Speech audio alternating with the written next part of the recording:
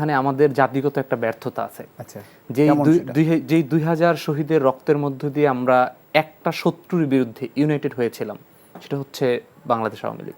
সেই আওয়ামী লীগের 100 প্রতিষ্ঠান এই বাংলাদেশে থাকলে একটা প্রতিষ্ঠানের পতন হয়েছে বাংলাদেশ আওয়ামী লীগ, আর বাকি 99টা প্রতিষ্ঠান এখনো বাংলাদেশে আছে। তার কালচারাল উইং আছে, তার এডুকেশনাল উইং আছে, তার ব্যবসা উইং আছে, এভরিথিং তার এখনো আছে। তার মানে আমাদের জাতিগত ব্যর্থতাটা হচ্ছে এই যে আমরা আওয়ামী লীগের বিষয়ে এখন পর্যন্ত একটা ঐক্যমতের সিদ্ধান্তে আমরা আসতে পারি নাই। আমরা কি এই সিদ্ধান্তে আসতে পারছি যে আমরা আওয়ামী লীগকে রাজনীতি করতে দিব না?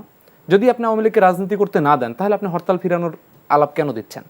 তার মানে আমাদের কিন্তু জাতিগতভাবে আওয়ামী লীগকে ডিল করার বিষয়ে দেখেন, ভারতের সবগুলো দল বাংলাদেশে আওয়ামী লীগের বিষয়ে তার একমত। তারা আওয়ামী লীগের বিচারের যে প্রক্রিয়া চলছে সেটিও তো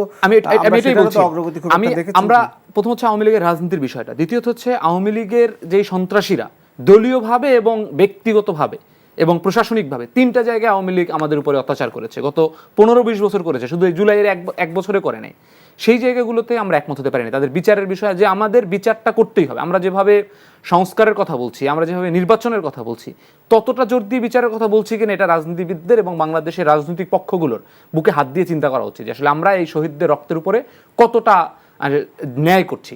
দ্বিতীয় জায়গাটা হচ্ছে যে আসলে আমাদের এই আওয়ামী লীগ যে আসবে, যেমন আমরা দেখেছি কিছুদিন আগে বিএনপির অঙ্গ সংগঠনের এক কর্মীকে গুপ্ত হত্যা করেছে। তার মানে সে হয়তো একটা সাকসেসফুল একটা হরতাল করতে পারবে না, কিন্তু সে তো আমার এই সহযোদ্ধার ভাই। কারণ আমি তো ওই ছেলের সাথে আমি রাস্তায় দাঁড়িয়ে জুলাই গুলি খেয়েছি, আমি রাস্তায় দাঁড়িয়ে তার সাথে আন্দোলন করেছি, তার রক্ত তো আমার কলিজে পড়ে। তো ওই ছেলে যদি মরে যায়, একজন মানুষ যদি বাংলাদেশে এই মুক্তিকামী, গণতন্ত্রকামী এবং ফ্যাসিবাদ বিরোধী একটা ভাই যদি আমার মরে যায়, সেটা তো আমার সরকারকে বন্ধ করতে হবে। তো সরকার আহ্বান জানায় জনগণকে, সরকার তো অ্যাকশন নেবে, আমরা আহ্বান জানাবো। এবং সরকার অ্যাকশন নেওয়ার মতো সেই অবস্থা আছে নাকি? সরকার সেই অবস্থা তৈরি করতে হবে, সরকার সেই অবস্থা তৈরি করতে হবে। সরকার যদি সেই অবস্থা না থাকে, ইউ হ্যাভ টু রিজাইন। আমার কথা হলো যে আপনি যোগ্য অথবা যোগ্যদেরকে খুঁজে বের করেন, দুটোর এক। এখানে এই রাজনীতিটা কিন্তু এটা বোঝা পারে না। দেখেছি শেখ হাসিনা রাগ করে কোটা বাদ দিয়ে দিছে, আবার আবেগ ভালোবেসে কোটা নিয়ে আসছে। এটা কিন্তু রাজনীতি না। রাজনীতি হচ্ছে দেশ পরিচালনা। দেশ পরিচালনার জায়গায় কারা তাকে সহযোগিতা করছে। এবং আমি মনে করি এখানে এই রাজনৈতিক যে শক্তিগুলো বাংলাদেশে আছে তাদের অনেক দায় আছে, শুধুমাত্র কারণ এই রাষ্ট্রটা, বর্তমানের যে রাষ্ট্রের পাওয়ার স্ট্রাকচার, সেটা কিন্তু সরকার শুধুমাত্র দখল করে নাই। এটা কিন্তু আপনাকে চিন্তা করতে হবে, দেখতে হবে যে এই বিভিন্ন এলাকায় যারা ডিসিরা গিয়েছে কিংবা বিশ্ববিদ্যালয়গুলোতে ভিসিরা গিয়েছে, বিভিন্ন জায়গায় প্রশাসনে আছে, এরা কিন্তু গত 15 বছরে যারা বিএনপি জামাতের নির্যাতিত বা যারা অনুসারী ছিল, যারা নির্যাতিত হয়েছে, ওএসডি হয়েছিল, তারা কিন্তু এখন পদায়ন পেয়েছে, 4টা-5টা পদায়ন পেয়ে একজন সচিব হয়েছে। তার মানে এখানে কিন্তু রাজনৈতিক দলগুলোর একটা সরাসরি প্রভাব আছে।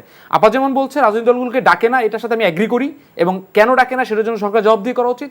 আবার এটা মনে করি রাজনৈতিক দল না ডাকলেও রাজনৈতিক দলগুলোর সরাসরি লোক এই পাওয়ার স্ট্রাকচারে আছে, হ্যাঁ, এবং আপনি এলাকাগুলোতে। তার মানে এই প্রত্যেকটা পাওয়ার স্ট্রাকচার, আমরা যারা জেল থেকে চলে এসেছে, যেই মানুষগুলো 15 বছরে বেগম জিয়া মুক্তি পেয়েছে, এই মানুষগুলোর কিন্তু বর্তমান পাওয়ার স্ট্রাকচারে একটা অংশীদারিত্ব আছে, সরকারের একটা অংশীদারিত্ব আছে।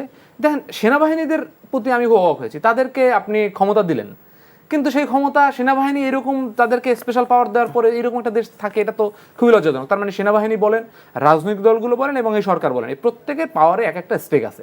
সেই প্রত্যেকটা স্টেক আপনাকে হচ্ছে ওয়ার্ক করতে হবে দেশের জন্য, প্রপারলি ওয়ার্ক করতে হবে। দ্বিতীয় জায়গা হচ্ছে আন্দোলনগুলো, আপা যেটা বললেন যে আন্দোলনগুলো আসলে নির্বাচিত সরকার করবে, এখানে দুইটা জিনিস আছে। একটা হচ্ছে আওয়ামী সরকারের প্রেতাত্মা শক্তিগুলো আন্দোলনগুলো তৈরি করছে, সেটা যেমন আমি মানি।